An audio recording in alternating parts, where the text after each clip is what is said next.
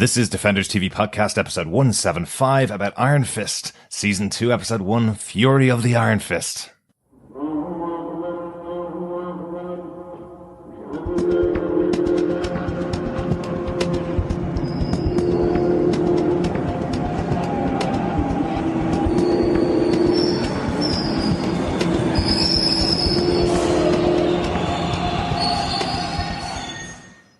Welcome back, fellow Defenders. This is episode 175 of Defenders TV Podcast, and we're here talking about Iron Fist Season 2. I'm one of your hosts, Derek. Hi, I am one of your other hosts, John. And rounding out the group, I am the immortal Ironfoot, Chris. Coming to you live from his own echo chamber, Chris Jones. Welcome back, Chris. Yes. So for our fellow Defenders who are just joining us, and for our fellow Defenders who have been listening to us for 174 episodes, I am now recording from a brand new podcast studio room. Unfortunately, the podcast studio room is bare, so please bear with us for a small amount of time as my echoey echo chamber will slowly muffle to a nice audible nothing. Yes, fellow Defenders, Chris has a lovely, warm and rich tone to his voice. Usually. Absolutely. Absolutely. Great to be back with season 2 of Iron Fist. If you're joining us, fellow Defenders, for the first time, because some people actually skipped season 1 of Iron Fist and are being told that this one's going to be the season to bring them on board. So they're going to start at the first episode of season 2.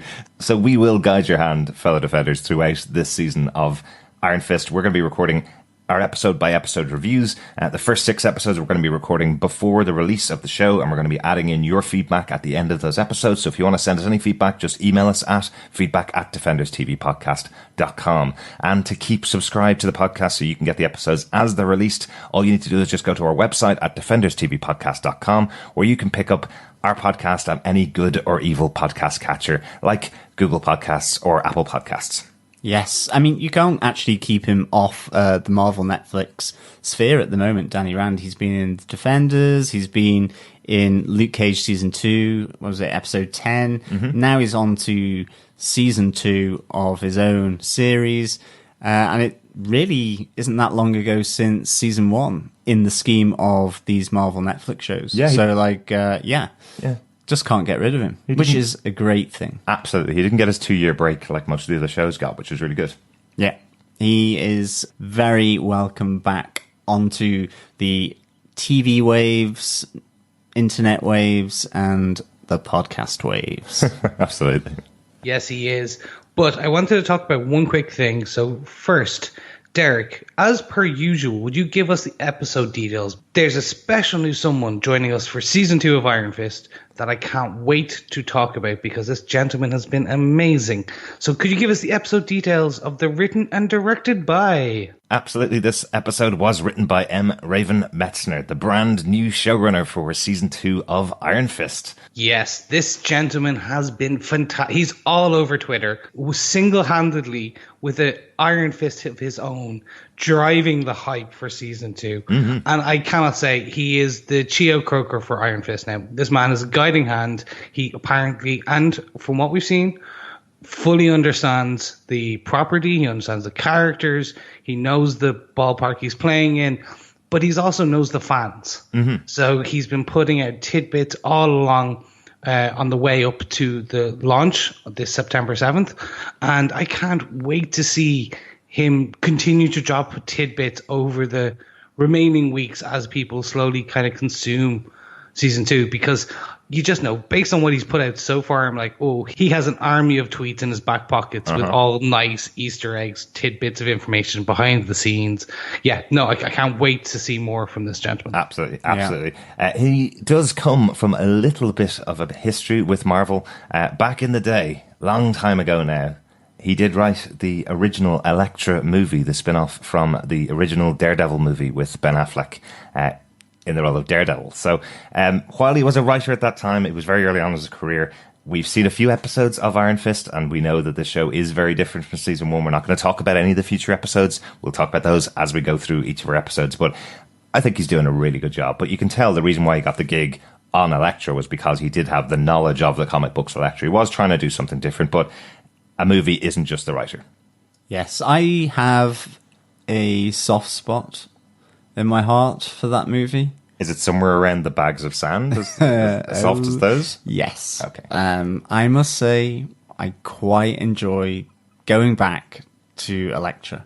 Excellent. So great to have him on board. Really cannot wait to see what he brings to season 2. But certainly from this first episode, I'm really enjoying what he's bringing. Absolutely, yeah, really excited to have a brand new showrunner on season 2 of Iron Fist. This episode was directed by David Dobson, another newcomer to the world of Iron Fist and the world of Marvel and Netflix. Lots of projects in the pipeline coming up, including a follow-up to his comedy movie Wedding Crashers, interestingly. David Dobson has also worked in the area of martial arts, kind of comedy martial arts, with Jackie Chan and Owen Wilson on Shanghai Nights. I want to talk about that one a little bit later as we get into the episode. But he has also worked with Robert Downey Jr., the kingpin of Marvel himself, on his movie The Judge. So he's had some experience within the Marvel framework, I suppose, at least. This is a great director to have an opening episode on. And I, like you, want to talk about the Shanghai Nights piece. So let's get into that later on, I think. I think we'll be talking about it.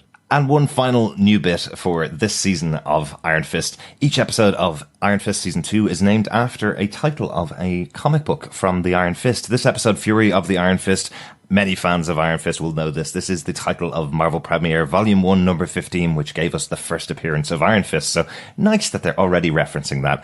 It was quite difficult to make sense in season 1 of the references they were taking because they were all from martial arts moves or moves that didn't really exist in the real world. So quite difficult to get what they were and what they were referencing last season. This season, much easier. We'll be talking about them each episode, though.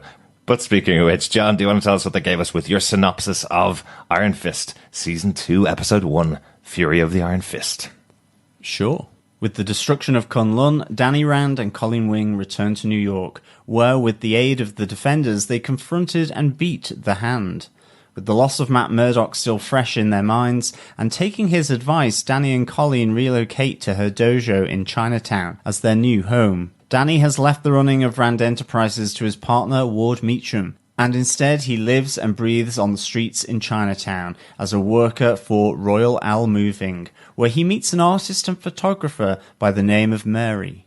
At night, Danny works alone to keep the streets of his new home safe as a turf war rages between two triad gangs, the Golden Tigers and the Hatchets, as they battle for control of the void left behind after the demise of the Hand. At Colleen's new job in a Chinatown community centre, she receives an unexpected package from her childhood that is embossed with her family coat of arms and begins to investigate how it ended up back in her possession. Meanwhile, Davos, Danny's brother and former best friend from Kunlun, plots with an angry Joy Meacham on a secret plan that could disrupt all that Danny has built. So every major character from season 1 is pretty much included in here. Everyone that was alive at the end of the season anyway. We just need Zombie Meacham. Yes, the zombie head of Harold Meacham returning. Maybe later on in the season. We never know. Fellow Defenders, previously we have talked about our top 5 in terms of bullet points in The Punisher, incantations in Doctor Strange, bulletproof points for Luke Cage. But for Iron Fist, we're going to change it up. We're going to be talking about our top 5 based on the tournament scoring system for martial arts. We're going to be using top 5 points for this system. And makes sense. Just so we can refer to it a little bit, if we do have a 6th point, we can call that the golden point because that's the score winning point in Taekwondo. That's how they use it. So it'll be top 5 points and there may be a golden point if we get 6 points. Does that work? Ooh, yeah. It does, but additionally, this could be the glowing golden point of Iron Fist. There you go. It does glow gold or yellow, but close enough. That might work. John, do you want to take us away with our point number 1? We're in Chinatown. Yes, we are in Chinatown. So this is a new location for Iron Fist. Him and Colleen have shacked up at Colleen's old dojo. No longer filled with mattresses and sharp, pointy stuff, but instead a new kitchen and open plan living for the two lovebirds. I think this is really nice seeing these two together, having almost an ordinary kind of relationship. I think it's really fresh, actually, for the superhero Marvel Netflix shows.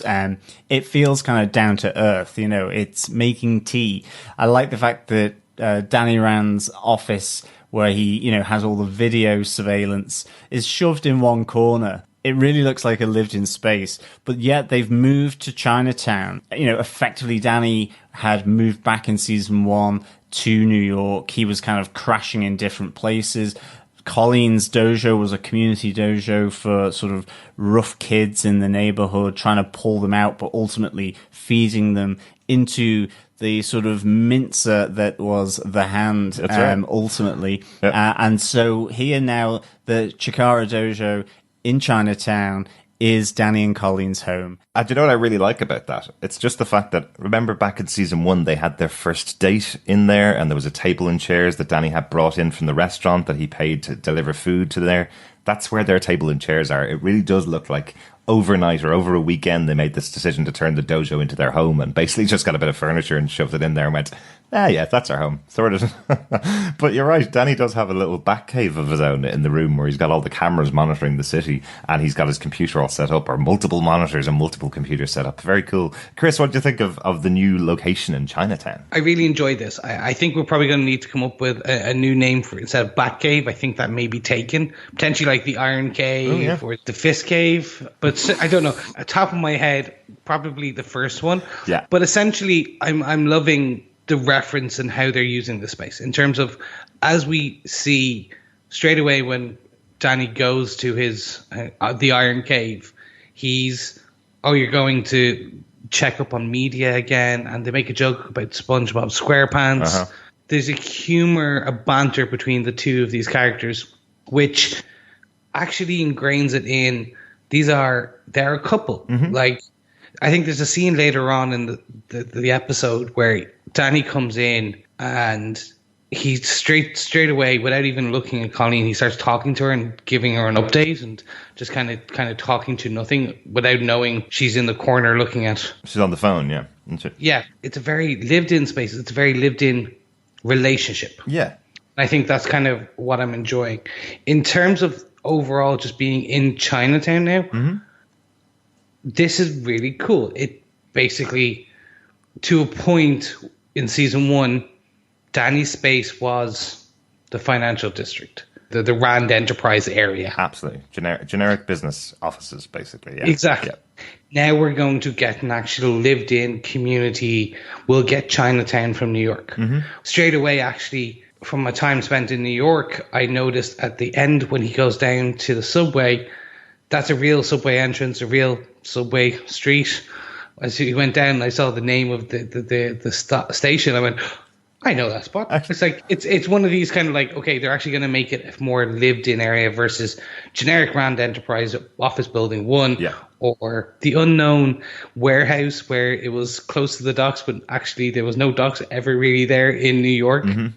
We had. Absolutely. Like bringing it into Chinatown, it's put him so much closer to the street rather than this idea that maybe he's parachuting into an area to help it out. You know, it really makes him part of that area, very much like Luke Cage. And it makes what he does very much more believable. There's the references in season 1 to Kunlun and about protecting Kunlun because that was his home.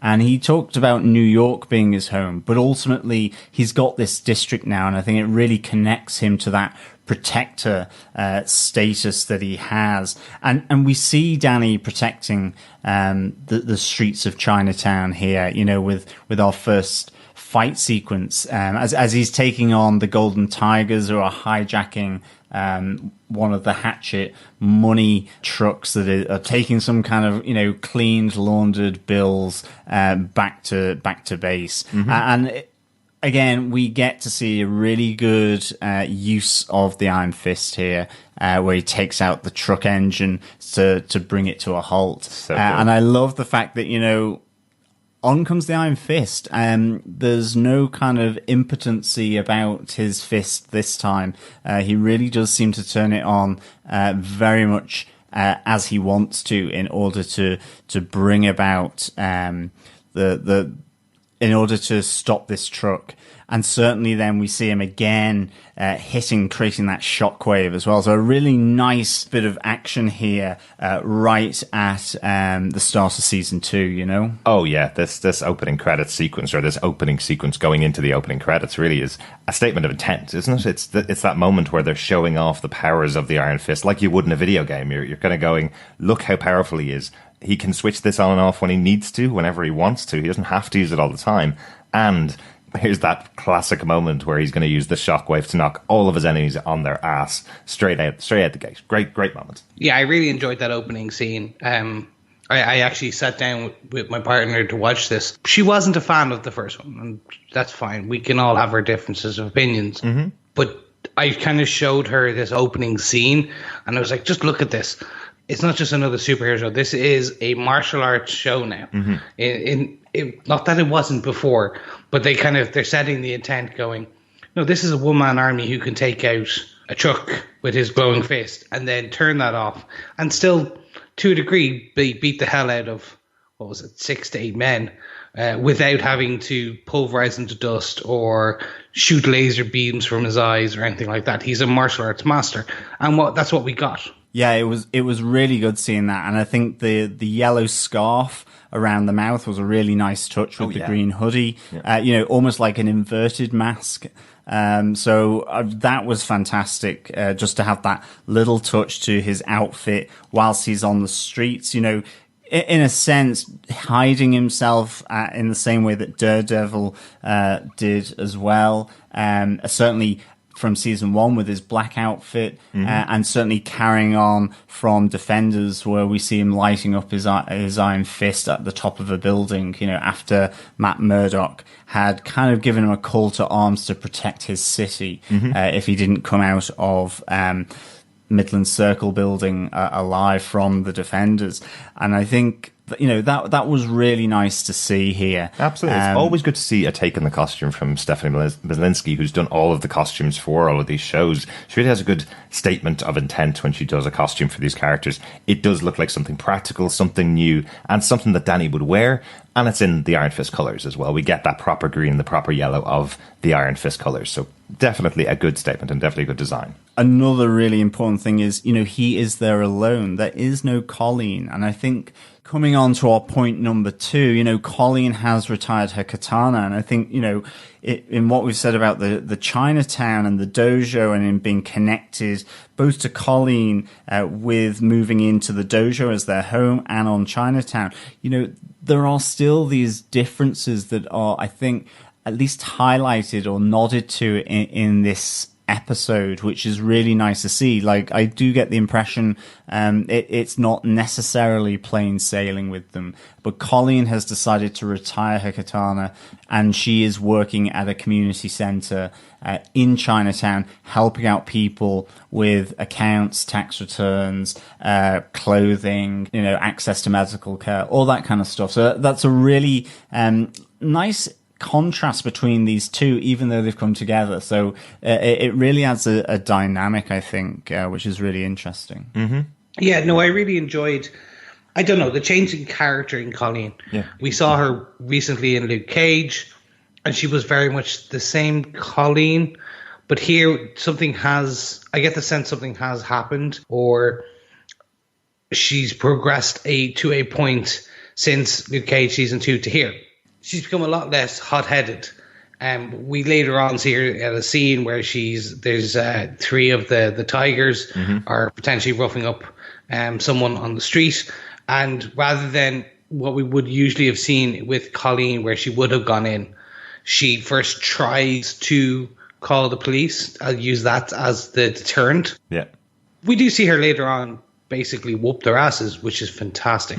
That scene, I'm assuming we'll get to it later. I like this scene, seeing her trying to change her life after what she potentially considers doing a lot of wrong in the world. This is allowing her to do a lot of right in the world. Yeah, potentially working with these people. Yeah, absolutely. I do actually think it's quite a good continuation of her character in Luke Cage, because remember, she was only in that one episode and she was there to help out Misty Knight, and it was in the shadow of what happened in Midland Circle. And what we hear here is that's what's caused this slight change in her attitude, is what happened in Midland Circle. We hear Colleen say to to Danny when he says, well, you saved everybody, you saved the world, and her go, well, that's the glass half full version of the story. That's not my version of the story. So she's kind of punishing herself. With the help of Danny, she's coming around a bit. She's realizing that there are other ways than picking up the katana and taking somebody out. She's trying to make this decision to step back from the fight, but still being quite supportive of Danny. And as we saw in Luke Cage, quite supportive of Misty, and Misty pursuing what she needed to pursue.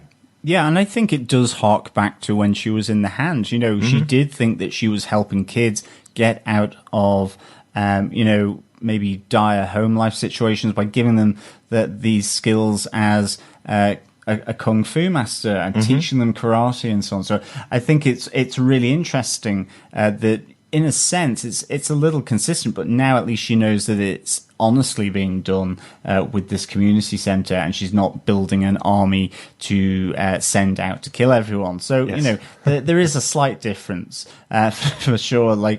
But I mean, I think a bit of intrigue comes in from this angle as well, where there is sort of an anonymous donation has been dropped off at this community center, which she spots, and the reason why it sort of is such a shock to her is that it's this old childhood heirloom, this box that contains a brush and a comb, and on the top is her family seal or coat of arms. They show it on the hilt of the katana as well, yep. And that's why again it's referenced as on the hilt of the katana. But of course, you have the katana blade coming through that. So I'd never really noticed it fully before, and seeing it there on top of the box, it is some kind of bird.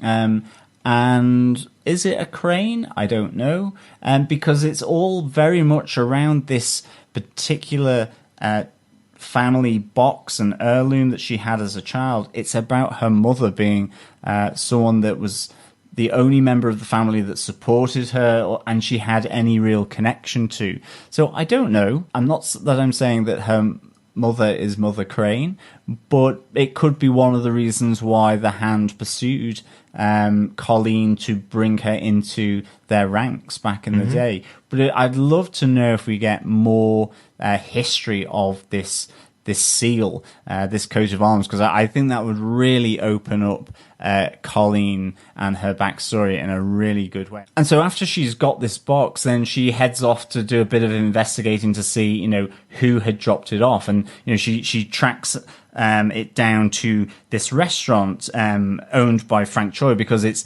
his cousin that last had this box, a Mr. Yip. And, he's the...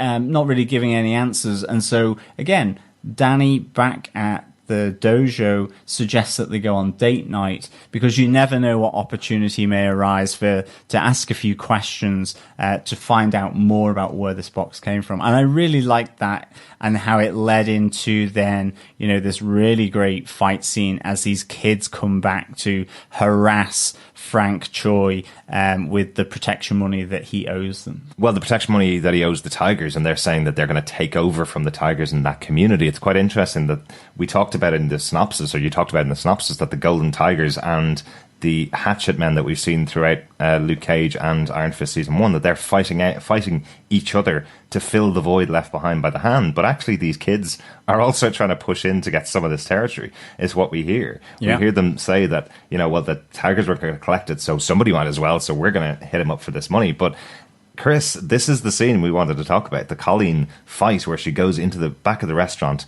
and starts trying to talk the kids down. And the reason why I wanted to mention, I'm sure you're probably the same, is because this really felt like a Jackie Chan style fighting scene.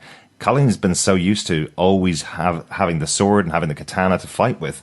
And what we see here is that she's using every implement and every tool in the vicinity of her in the kitchen to fight back against the kids. She's using a pot to block a knife coming at her, that kind of stuff, which really feels like the kind of style that Jackie Chan would have used, and may have come from the director in this case. Exactly. That's exactly where my head was, to the point where we see the one of the armed gentlemen with this meat pulverizer on chain, 2 meat pulverizers. Yeah. I was like, first of all, that's an amazing weapon. It was just, it looked fantastic to watch. but she uses it against him as well, and also uses it against his comrades, because she's grabbing it and then flailing it at the other guy behind her, and then uses it to attack him as well. And you're right, it's a pure Jackie Chan style, and it was really, that's what actually, less Shanghai Nights, more some of his earlier stuff like Rumble in the Bronx style to it, where she was jumping over the counter, moving around, using the opponents. And that's the sense I got. That's it feels, I'm okay with the Daughter of the Dragon not having her fang for a foreseeable future of this thing. Like, her katana has been her main weapon. It's been her fangs for all of season 1, essentially. Right. Now we start getting to see her use her environment. We have seen that she is a very proficient fighter when we saw her in the cage matches in season 1. This just brings it to a more, well, actually, when she's in the environment, she doesn't have any weapon outside her face. She's going to use what's around her. Exactly. And I'm happy to see. She's a good improvisational fighter, definitely. And when you contrast that style versus Danny Rand here, who we're seeing really fight straightforward and powerful. He's got control of himself. He's settled. He's got the power of the Iron Fist at his will if he needs to. And when he's fighting against the Golden Tigers, it's much more of a proper kung fu fight between the 4 characters that are there, until he starts to lose control towards the end of the fight and lights up that Iron Fist when he says, I told you to leave it alone, didn't I? Kind of thing. And without Colleen there to calm him down, would he have used the Iron Fist against another guy? Absolutely. It was a nice contrast between the two. I mean, just coming back to it, like, I loved Colleen's fighting here. I loved the fact that the katana was replaced by a soup ladle. Colleen wielding the colander was really, really good. And then ultimately she does get a meat cleaver in her hand.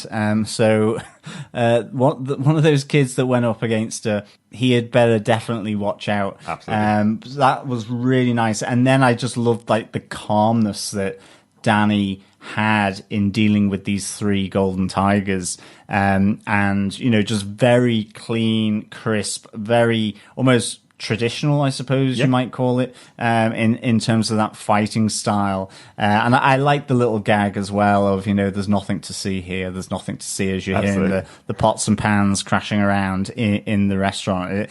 It was a really nice kind of straight man, whilst his partner's going doolally in the restaurant, absolutely fighting for her life. Because, I mean, she was up against like 4 or 5 kids with, meat cleaver on a chain and other items that they had weaponized. Absolutely. And I love that as the straight man, Danny's going, well, my girlfriend had a bad meal and she's gone in there to complain. She has a bit of a temper. Don't go in there. Got a good little moment. Nice fights in here overall. On our point number 2. We ready to go on to point 3, guys? Oh, yes. Oh, yes, because none other than the Steel Serpent is back.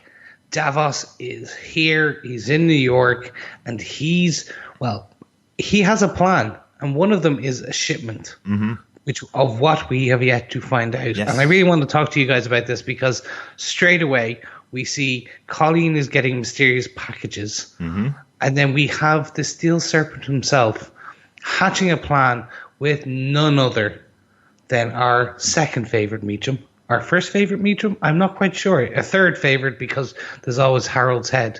I don't know. It's hard to rank the Meachams. But Joy Meacham is back, and I can't wait to see more of her. But because we have an Iron Fist aficionado in our trio, John, what did you think about having Davos back? Oh, it was really, really good. I mean, I'm absolutely cannot wait to see how his story unfolds in terms of him potentially becoming the Steel Serpent, because this shipment seems to be at the heart of all this, and you see Joy and him plotting away really here, but at the same time it's a really nice twist, I think, that they have, and I know we'll come back to it later on another point for Davos, who needs answers. But ultimately with Joy here, she brings Ward and Danny to her new apartment. And I just want to say, I think my favourite Meacham is Ward Meacham. I like that wavy hair and his just how he operates, how he goes about things. But I've started to call that hair the most expressive hair on TV because what we saw throughout season 1 with Ward Meacham is that when he gets angry or when things aren't going well for him, that perfectly manicured hair that he's gotten together from his millions of dollars starts to lose shape. And we do see that a little bit in this episode too. Definitely. I love that moment where Joy, after meeting, her brother and stepbrother ultimately, or, childhood friend in Danny, that she's kind of doing that Marge Simpson thing at on The Simpsons with the Scorpio, where she's just sat there drinking a bottle of wine on her own, sort of making sounds by rubbing her finger around the glass rim. It kind of really speaks to me in that way. And but she has nothing else to do with her life other than exactly, drink wine, right? everything's clean for her. She's got too much money, and she is just drinking that, probably 11's bottle of wine or something like that. And I just like how Davos, he just seems so threatening with her, even though they're partners. And you saw this at the docks with Mr. Yang. I really like how Sacha Dhawan brings that kind of tenseness and uptightness to this character, who is an absolute fanatic, / lunatic. He's so zealous in what he does, and he questions Joy, who I think she's a very good liar, because at the end of the day he goes, are you doubting? And she goes, no, I'm drinking. And I think maybe there is a little bit of doubt with Joy, because I do like that moment where she goes, yeah, I was slightly thrown by it because he was kind to me. Danny Rand was kind to me. Ward wasn't, but nonetheless Danny was. And so, she is thinking on it. She certainly wants her revenge, absolutely, whatever their plan is that they're hatching. But I really enjoyed Davos in this episode, because he is just so uptight. It's just like you want him to grow her so that he can let it down, almost. Absolutely. And I have to say, there's a nice moment with Joy Meacham where she does explain why she's pissed off, because I don't think some people would have caught that from season 1. Why is she so angry at Danny, and why is she so angry at her brother Ward? We joked about it at the end of season 1. Is the reason that she's turned to Davos because, well, her painting didn't go up in the foyer of Rand Enterprises? It's not that, of course. It's that her father came back to life, and her best friend and brother knew about it and never told her. She was her father's favorite child, and she was never told that he was around. So she's carrying a deep-seated anger here. The fact that he's dead now at the hands of the Hands, which were brought to the city by Danny, and Ward kind of pushed her that way. She feels if she was involved, maybe that wouldn't have happened. So it's really important that she underlined the reason why she's so angry at these two. Yeah, I agree with you. I really want to see what they do with the character throughout this season. We saw her grow from the corporate CEO, co-CEO, to, by the end of it, this quite broken woman. Yeah. From the family distress that was caused to her. So now we can see that a fire for revenge has been basically stoked, we can assume, by none other than Davos and some other individuals who I'm assuming we will meet throughout the rest of the season. Well, Madame Gao possibly, because she was sitting across the table from them when they first met, wasn't she, back in Correct. Back in the end of Iron Fist. And one thing I'm really happy and really proud that they did do was to follow up straight off the bat with this. This could have been Davos arrives in the city, he has another partner, and then in episode 6, Joy comes in. I'm glad they just continued on the story immediately from where they left it off. They're working together. There's no point in hiding either one of them. They're both working together. It's a nice choice to do it that way. Yeah, and I think what we'll get is we'll get Gao in some form, the Hand in some form. We'll be in later on. That would be so cool. Maybe, but maybe not the Hand. I'm hoping the Hand are gone for good and we have a battle with other foes throughout the season. Yeah, but it'd be like, it's very much like Hydra. I think the Hand will be there for every time you strike off a finger, another one grows. But no, I'm really interested to see where they go with this. I'm also very much interested in what they're doing with Ward. Yeah. What we've seen is Ward is in AA. He is not willing to share yet. He's still struggling with that. but he is very much Ward in that he has his sponsor. Yep. Who comes to talk to him, and then he meets her in a broom closet. Absolutely. He's not willing to share his feelings, but he's willing to share everything else, though. He certainly is. But that was the great thing about Ward. I love the fact that, it is all about him. Yeah. I love his total self-centered approach to things. Because actually, when he does seemingly care for other people, which I think he does, it makes it so more profound for this character. But I love that. I mean, even from Joy, we get that it's always about you, isn't it? Because he just feels that she's taking the limelight or something. There's a real brother-sister thing there, a real competitive edge. He needs to be the one that is kind of fettered with, mother and father's love. He's the one that needs to sort of barge in and make himself front and center. And yeah, I mean, even with the Alcoholics Anonymous meeting and stuff, it's just so good how, I got an intern to bring these cronuts over. It was just so good. And just to mention, we think it's Narcotics Anonymous because he was a drug abuser in season 1, not particularly an alcoholic, but it could absolutely be one of a range of meetings this guy could be sent to after the issues that he went through in season 1. Very possible as well. And just to mention, just to underline the story point that's happening here, why is Joy calling Ward and Danny to her house? She's getting back the money that she has in the business. She's taken that back, along with some patents, along with some possibly expired patents, possibly not expired ones. There's definitely something in there. We're definitely going to be seeing that come back in a later episode. What is it that's hidden in amongst all of that paperwork that Joy really wants? Exactly. That was the bit straight away. My spidey sense went tingling going, oh, she just wants to buy out here, there. Also expired patents. It's going to be fine. And I was like, oh, well, hold on. You're involved with Davos. Yeah. You're into evil. Yeah, there's something in there that you need. Yeah. Like some drug, something. It's going to get interesting. Yeah, my fist tingled at that point as well. I was wondering about this as to whether she may have gotten some advice from Jerry Hogarth after her recent moment where she stepped away from her law firm of Chow, Benowitz and Hogarth. Did she get some advice from her as to how to approach them?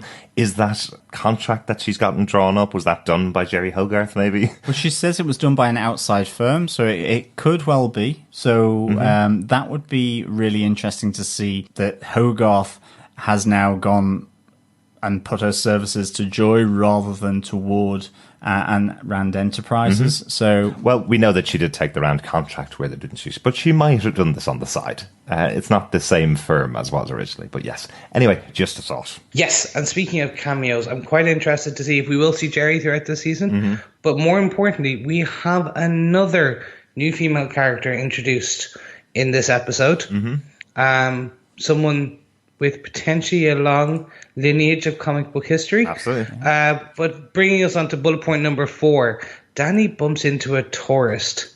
Yes. Danny is working for a moving company. He is doing his boots on the ground, earning that every dollar, as Ward continues to slag him off for it. Oh, yeah. It's bringing me closer to the community. Multi-billion-dollar billionaire, and I was like, okay, now I understand it. It was quite interesting. But what we do see is, as Danny is coming out from a building with a load of boxes, we see his friend is being chatted up by a lovely tourist called Mary, and then Danny turns on the charm. Yes, he does. He really does. Poor Albert. It does seem like Albert's a single guy, and this woman's coming on to him, and in swoops blonde-haired, blue-eyed Danny Rand, who is in a relationship with Colleen and knows he is, and is completely open about the fact that he is, but still swoops in and charms the pants off. Yeah, he is the worst chicken wing man ever.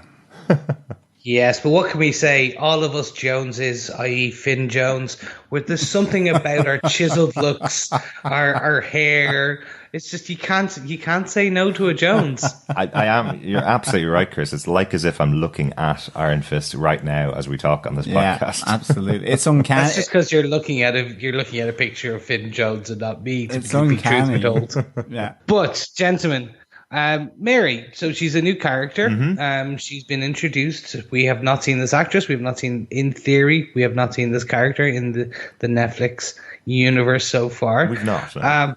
But we see this Mary go home, and we start seeing these post-it notes written about the place. I loved it. It's an interesting take. I was like, okay, I already think I know who the character is, what the character is, and things like that.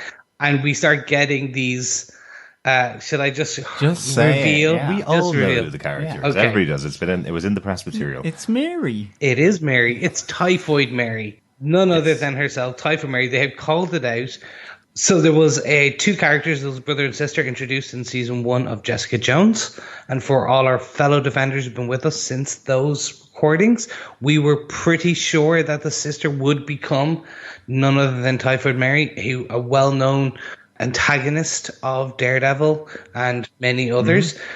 We were wrong. This is our Typhoid Mary. Press materials and everything else have said so. So what I'm very interested to see is how they bring Typhoid Mary to screen. She is known to be slightly unhinged. And I think we see this straight away, where she starts having a panic attack, turning on all the taps. Yeah, which I didn't understand what she was doing there. I was thinking, what on earth is she doing? I didn't realize it was to calm herself down. Until then I was like, oh, she's calming herself down. Yeah.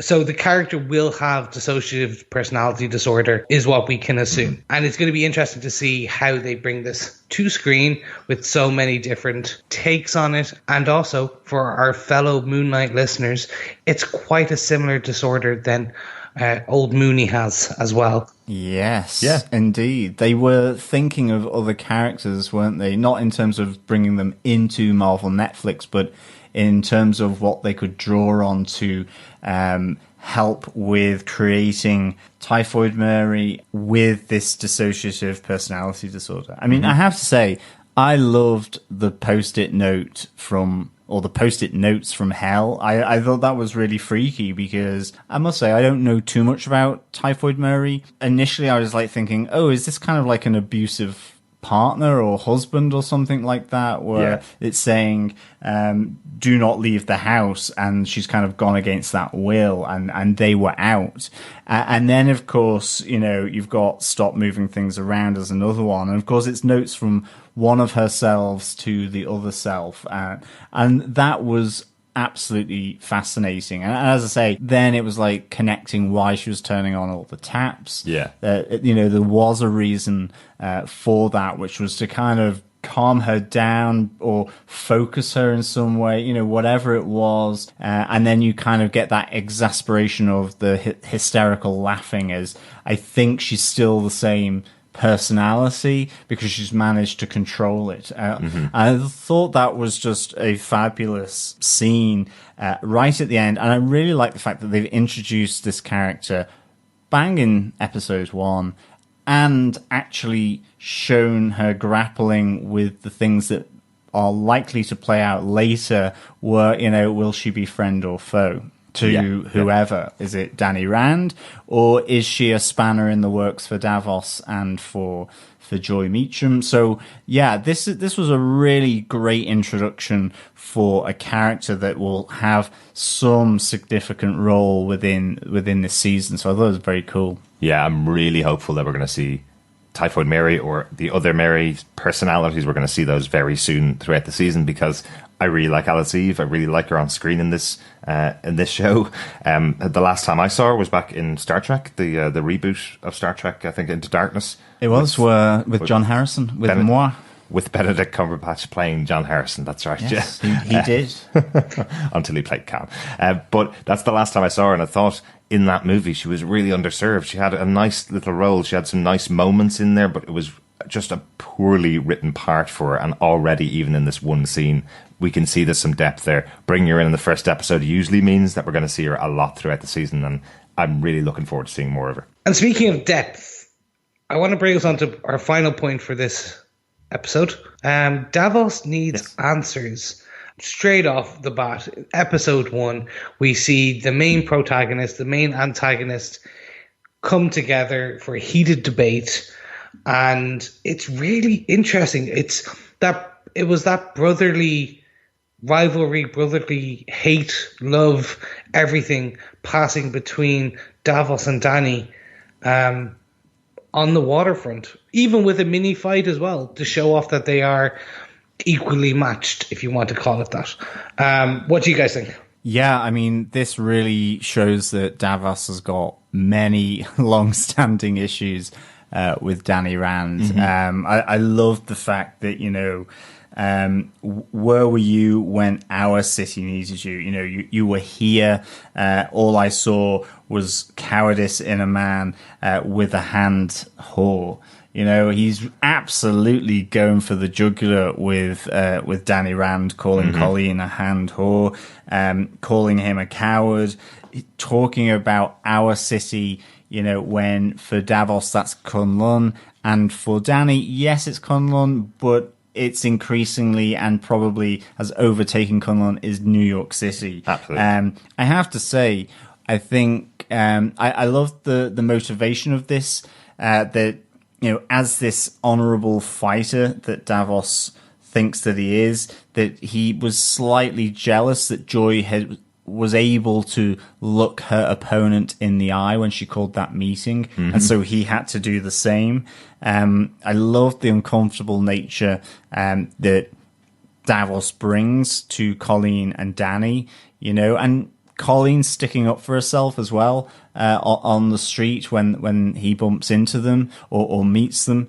And I loved his phrase to Joy where he goes, "Maybe I needed to hear that pompous, conciliatory tone." What a fab line. Isn't it just? Really, really good line to encapsulate why Davos, after giving Dany this chance to sort of make amends, to give back what he thinks is rightfully his, which is the Iron Fist, they are putting a plan in to action. Their plotting will move towards, trying to bring Dany to his knees to show loss that Joy has experienced, that Davos has felt. So what form and in what way that loss is going to be? I mean, will they direct it at Colleen? Will they direct it at his fortune? That contract?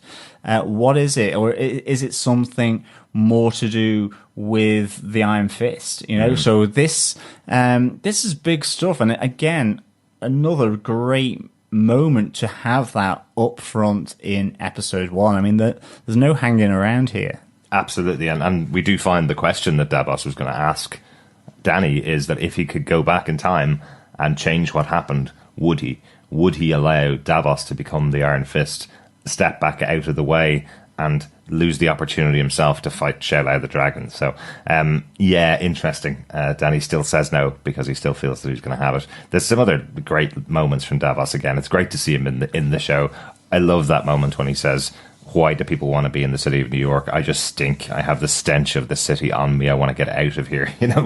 As he's talking to the Meachams and Dany, people that love the city. It's great to see how distasteful he finds this whole business, this everything that's going on. Even the conversation he has with the leader of the Hatchet Gang, Mr. Yang, where Mr. Yang has changed the terms and upped the amount of money that he has to pay. And you see Davos just going, "This is so disrespectful," as if I will snap that guy's neck in a second if I go anywhere near him again. This guy is just disrespecting me completely, and that's not how I do business, 100%. And I really love what we actually see when Davos brings back the training from Shifu, which is with mastery comes knowledge, with knowledge comes strength. That leads to the closing scenes of this episode where we see Dany now has his, what we can call a private dojo-ish, a pile of doors, and he's using it to train the fist further. I really like this to show potentially our Iron Fist is losing control. For someone who is supposed to be centered, we see him nearly use the Iron Fist on one of the Golden Tigers, and here we see him just flaring it and beating down on this door. It's really interesting. Absolutely. Especially that final moment of the episode as he pushes himself really hard, pushing through that door, punching through that door, and we see the red lights of the eyes of Xiao the Undying behind his head.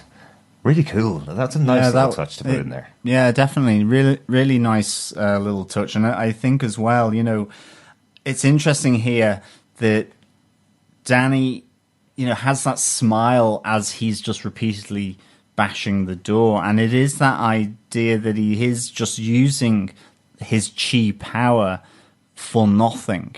Mm-hmm. And I think there's potentially a price here to pay. I think there is an element that, there's a lot of storylines where the chi power has become drained from the Iron Fist, and whether that is something that is happening here because he's not using it in a centered way. He is using it simply to, knock a few doors as the metro rumbles past him to mask the sound of that. So I think this is really interesting because I'm just wondering, will there be consequences in terms of this? I suppose misuse might be a wrong word for it, but this overuse of his chi power for the Iron Fist. I think he'd probably argue that he's training it up. That's what it kind of looks like. Yeah, it might be. Kind of why I called it the private dojo that he's in. It does look like he's kind of training it up to use it whenever he can, because he wasn't able to do that in season 1. And in Defenders, he wasn't able to do it every time that he wanted to do it either. So starting out this season with him able to just light it up whenever he wants to and beat down doors if that's what he wants to do with it, rather than light it up as the key to open a gateway to another world, which was all the way throughout Defenders. This time it's, if he wants to smack open a window, he can use the Iron Fist if he wants to, I mean, he's definitely much more in control of his chi power. So it could just be that, but I just wondered whether there would be some kind of price to pay for just this kind of use, whatever about trying to get control of his chi power. He seems to be doing it in a way that's non-meditative, bringing that calm. And it's just simply because of the grin that he has on the end. And maybe that's because he knows much more how to control it and the power that he wields and the control he has on it. So it could just be that. It could absolutely be nothing for sure. But I just wondered. So, I'm not going to lie to you, gentlemen. I did not take it as Xiao the dragon. I took it as 2 red lights because he's in a subway. I took it as the placement was supposed to signify, maybe like it looked like there was 2 red things behind him. Yeah. I like the idea that he might be channeling more and we may see some form of like Xiao Lao in this season. But I actually didn't even think of Xiao Lao. I just thought of it as him overusing the chi and then potentially like a back surge and 2 lights just go off, or it's basically just 2 lights in general just to frame the kind of red behind them. I think this is what they're doing in the show, because again, they don't have the budget of a huge TV show for these Netflix shows. This isn't going to be something where I don't think we're going to see the dragon in the show, but using it just to have the rumbling overhead of the subway as Danny's thinking back to his time fighting the dragon, the red lights of the subway. You're right, Chris, that's what they are, but it's the connection that's within Danny where the rumbling of the subway is turning into the sound of the roaring dragon and the lights behind his head are turning into the eyes of Xiao Lao. What I just want one wonderful fan artist to do is just take a screenshot of that moment with the red eyes and just draw in Xiao Lao over the top of them. I'd love to see an artist just take that and do a rendering of Xiao Lao behind him. I'm sure we're going to see it in some fan art in the future. Yeah, that would be pretty cool. I mean, but just so that I'm not crazy here, the rumbling of the train did kind of turn into a bit of a roar of a dragon. Absolutely, yes. Yes. I kind of suppose I didn't fully hear it. I didn't fully see it. But now that you're kind of, again, that's why I love our podcast. Because now that you're saying you see it, I'm like, oh yeah, that does make more sense than just really bad train. There you go. That's a great way to finish off our points for this episode. Good one, Chris. Any notes for this episode? I got a couple of quick ones. Anybody else got any notes for this episode? Yeah, the only note I have really is, again, just the family crest on the box that Colleen finds in the community centre, also known as a kimono or kimono. And again, just what bird is that on that crest? Is it a crane?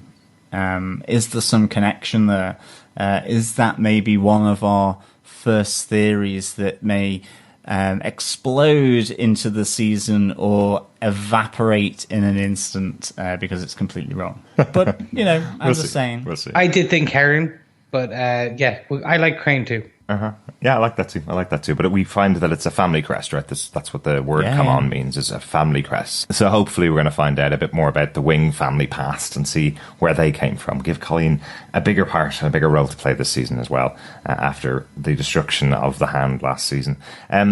Just a couple of quick notes from me, just a mention of Ward's twisting of the Serenity Prayer. The absolute fundamental principle of the Serenity Prayer is that you must accept the things you cannot change because you can't change the past. And only by doing that can you move on from going to the lowest of lows, going to the bottom of being a drug addict or an alcoholic. And what we hear from Ward is all he wants is to change the things he can't. So again, he's going into this whole process, a couple of months into it at this stage, where he still believes that he can change the things that he can't, and that's all he wants out of the whole thing. I like that underlying of Ward's central character, and what he's about is, I will not accept that I can't change things to the way that I want them to be changed. So just a nice way to bring Ward in for me. And one other reference, probably a movie reference, this one for the MCU, a little reference to Danny Rand from Colleen. Chris, you skirted around it earlier on, which I was really surprised about. Isn't Danny Rand kind of emulating Steve Rogers at the beginning of this episode, where he's talking about the fact that he missed pop culture from when he was 12 and now he's catching up on it? So he has his little notebook of pop culture items that he has to catch up on, and he's been forcing Colleen to watch some of them by the sounds of things as well. So I think that's a little reference to the fact that they have a similar background, that he's been out of the culture and now he's trying to reintegrate himself back into the culture by looking up all the stuff that he's missed over the last 20 years being away in Cumberland. I did skirt it for a multitude of reasons, one being that you are a S.H.I.E.L.D. man and Captain America, so I will always give you the Captain America and S.H.I.E.L.D. notes. The second one, I would love to see if they've actually recorded multiple dialogue like they did in Captain America Winter Soldier, where the actual notebook that we get flashed on screen had different kind of people in different locations and names and stuff, depending on what country, what region you were in when you watched Captain America Winter Soldier. So can you imagine it? We got SpongeBob SquarePants, someone else may get Transformers or Power Rangers, or who knows. It would be fantastic. That'd be quite cool. It would be cool, but the joke works so well. It does. What's there to know? He's a sponge. And he's square. Called Bob. And he's square. Really good. Really good. That's it for notes. That's it for the episode and our discussions on the episode. One last thing to talk about, guys. Chris, do you defend this episode? Iron Fist, Season 2, Episode 1, Fury of the Iron Fist. Yes, I do. I take my hat off to M. Raven Metzner and David Dobson. These two gentlemen have reignited the Iron Fist, not just for me. I think they really have done a lot for everyone. I think when this drops and people are going to start watching it, and as they listen to our podcast and start digesting a lot of it, I think people are going to find not a new take on Danny, and not a new take on what we saw in season 1. Maybe just slightly more refined, a more mature Danny, a more mature storyline. And I think people are going to really enjoy it. This opening episode gave us everything. Gave us the intrigue, the plot, the questions, very little answers, new characters, old characters. It explained where the old characters have gone from to where they are now and how they got there, with some noticeable gaps, which we assume will be filled out in season 2. This was another very strong opening from what we see in the Marvel Netflix universe, which is strong opening, set the groundwork. This felt for me something that I'm going to enjoy going through each episode, finding more.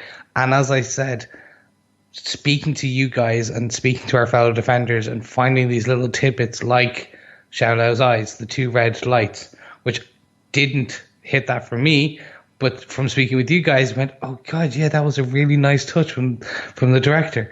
Just such a nice little piece that I would never have caught on. So, yeah, there's multiple watchings here, hopefully. But, yeah, I completely defend this episode. Excellent, excellent.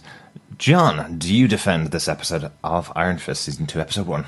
I do defend this episode of Season 2 of Iron Fist. I give this 4 closet quickies out of 5. Weird. Oh, yeah, indeed.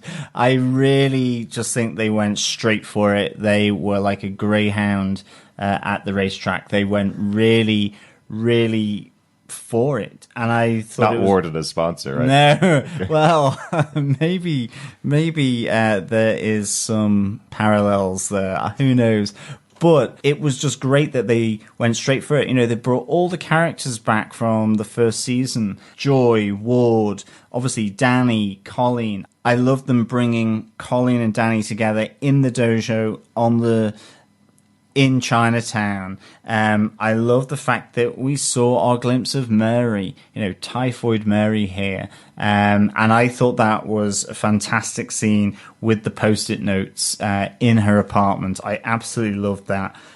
So well done. And I really want to see, you know, which way will she be going here? Is it a nemesis of Danny Rand? Because she has been. Or is it maybe an ally of Danny Rand in the Marvel Netflix world? I loved seeing Ward coming back, selfish as ever, but just still absolutely sympathetic as a character for me. And seeing Davos and Joy, both of them looking a little colder, a little more fanatical than the last time we saw them. Maybe not Davos so much, but a really solid opening to season 2. Yeah. And as Chris said, it's asking a lot of questions very quickly, and I cannot wait to see what happens and unfolds in episode 2. So, Derek, do you defend this episode of Iron Fist? Yeah, I absolutely defend this episode. This was all about setting a new stage for these characters, setting everybody up as to where they're going to be for the rest of the season. And our new showrunner here has done a great job of setting up these characters for where they're going to be for the rest of the season. That's all I needed on this episode. I mentioned in season 1, my only episode that I had a real problem with was the pilot, because it didn't actually set up the story of where we're going to be. It didn't set up an exciting story of where we're going to be. This sets up some excitement and sets up some great moments for us to watch, and I am gagging to see the next episode of Iron Fist. So we will be going off and doing that. Obviously, fellow Defenders, we are recording these episodes, as we mentioned, before the release of the show. But if you want to send us any feedback for any of the future episodes, just go on over to our Facebook group at facebook.com/groups/Defenders TV podcast. We have spoiler posts up for the first 6 episodes of the show as you're listening to this. So you can pop in there and leave your thoughts on each of the episodes as you go. Yes, you can also email us through feedback@defenderstvpodcast.com. Or if you want to send us a voicemail, you can go through our website at defenderstvpodcast.com, click on the right-hand side tab, and leave up to 90 seconds of your thoughts and feedback on any episode of Iron Fist Season 2. Yes, but much like Danny is trying to get back to the roots and trying to connect with the community, we want to connect with you. So we ask you to go on over to Apple Podcasts, share the love of the podcast, and also write us a review while you're there. Much like we received a few new reviews on Apple Podcasts since we finished Luke Cage Season 2 coverage, and I just wanted to share them very quickly with you guys so you get a sense of what you could be writing about, what you could be leaving a review for. I'm not going to pay you, but hey, you know, I might even give you a shout out, like right now. First on, we had John Hayes, who titled his 5-star, that's 5-star people, review going, "I defend your podcast," and says, "Simply the best Marvel Netflix podcast out there." Thank you very much, John. Glad to have you on board, and thank you for that 5-star review. Much like you are a 5-star fellow Defender. That's so nice of you, John. Thank you so much. Yes, and Chris will sell you an Audi in a moment. Yes, yes, I am going all car salesman on this. Yes, I'm going to spin you a yarn, much like Therese, who gave this amazing 5-star review. You can tell they love the source material, they said. "I enjoyed listening along with these guys for all their Marvel Netflix shows and their Gotham podcast too. They're very insightful, and you can tell they're true fans. It's nice to hear people who are excited about these shows as I am. I get tired of people with the negative things to say." Yes, Therese, we will never have a negative thing to say. Well, we'll balance them out always positively.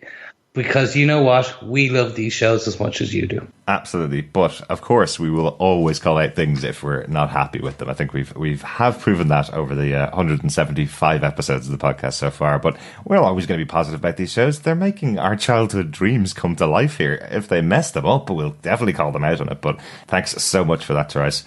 I do totally agree with you. I'm sick of hearing shows just being negative for negative's sake, so I'm glad we can be a place of positivity for our fellow defenders. And thanks so much for joining us, Therese.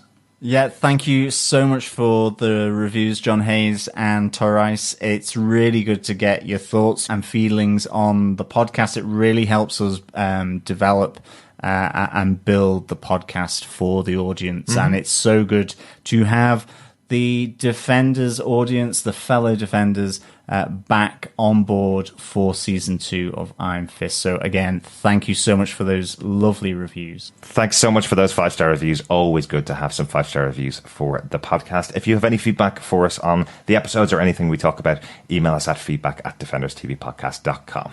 Yeah, as always, fellow Defenders, it is a pleasure speaking with you. And we'll be back again with you for Date Night, where we will be speaking about Iron Fist Season 2, Episode 2. It'll be out later today, Friday, the 7th of September. Mm-hmm. Or forevermore to be known as Iron Fist Day. Thanks so much for joining us. We'll talk to you again next time. Yes, thank you so much. I will also put out there that Friday the 7th of September is also Spider-Man PS4 Day 2. Iron Fist versus Spider-Man. Netflix versus PlayStation. Where are you going to be spending your time? Well, do you know what? You can actually spend your time with us, Iron Fist and Spider-Man, because there's 24 hours in the day and you can play everything and watch everything too, and even listen to us at the same time. Thank you so much, fellow Defenders, and I'll see you for episode 2. Yeah, bye, fellow Defenders. See you next time.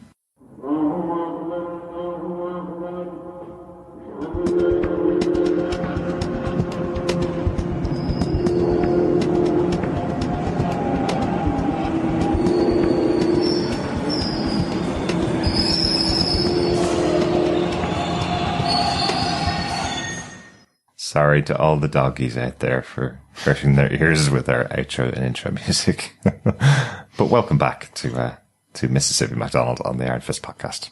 Bye. Bye.